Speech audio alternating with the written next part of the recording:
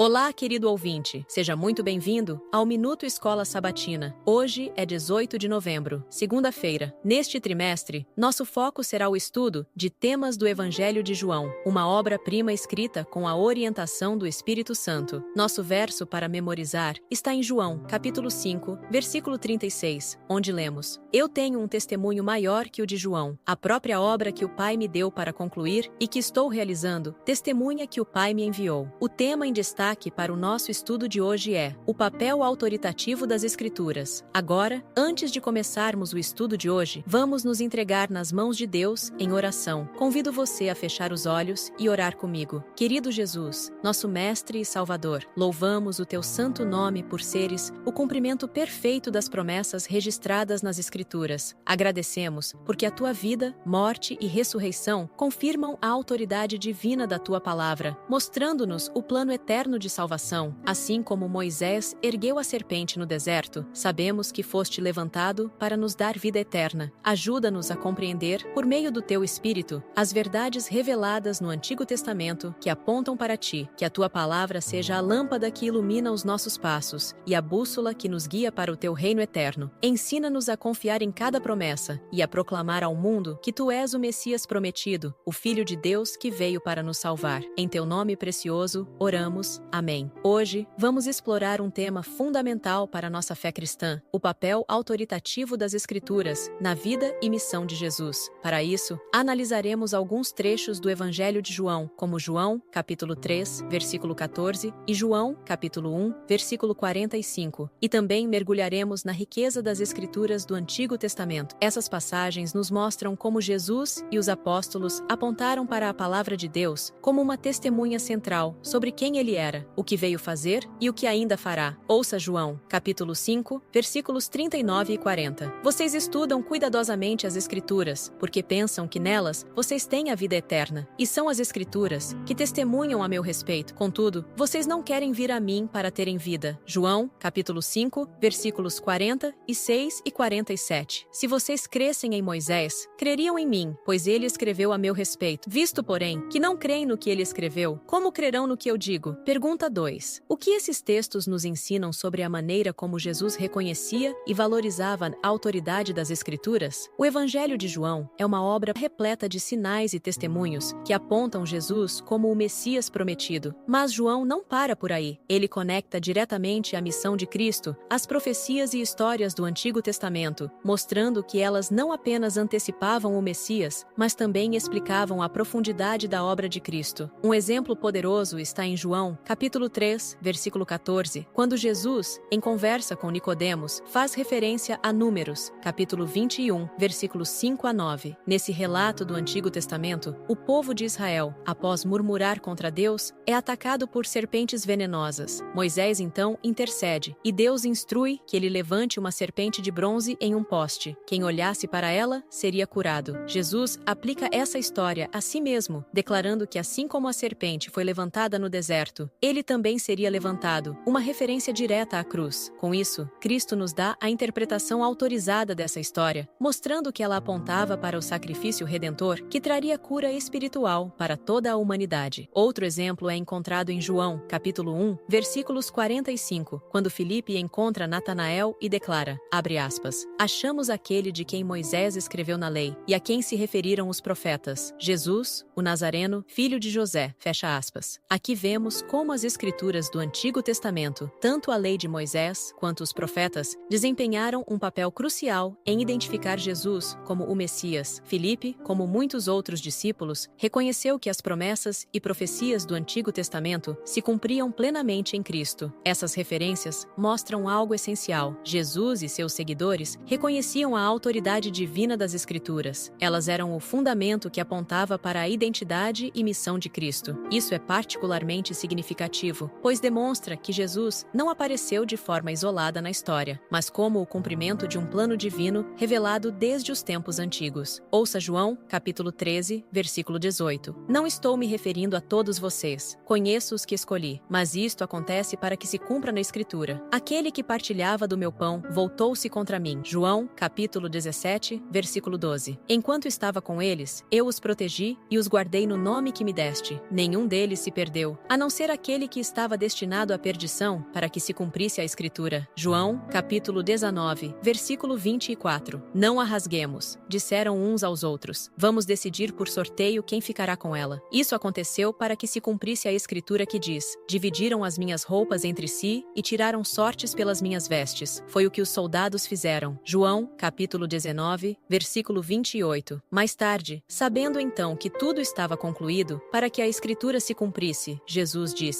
tenho sede. João, capítulo 19, versículo 36. Estas coisas aconteceram para que se cumprisse a Escritura: nenhum dos seus ossos será quebrado. Pergunta 3. Como Jesus e João compreendem e ensinam sobre a autoridade das Escrituras? O que isso nos revela sobre a importância fundamental das Escrituras para a nossa fé? Quais influências, de maneira sutil ou explícita, podem enfraquecer nossa fé na autoridade da Bíblia? Hoje, vamos refletir sob a luz do Espírito de profecia, como Cristo nos fala por meio das Escrituras. Vamos explorar trechos bíblicos como em 1 Pedro, capítulo 1, versículos 10 e 11, João, capítulo 5, versículo 39 e Apocalipse, capítulo 19, versículo 10, além de extrair lições preciosas do livro Patriarcas e Profetas, páginas 312 e 313. Nosso objetivo é entender como Jesus e os profetas apontam para o papel central da Bíblia na nossa vida de fé e como isso fortalece nossa caminhada cristã. Comecemos com 1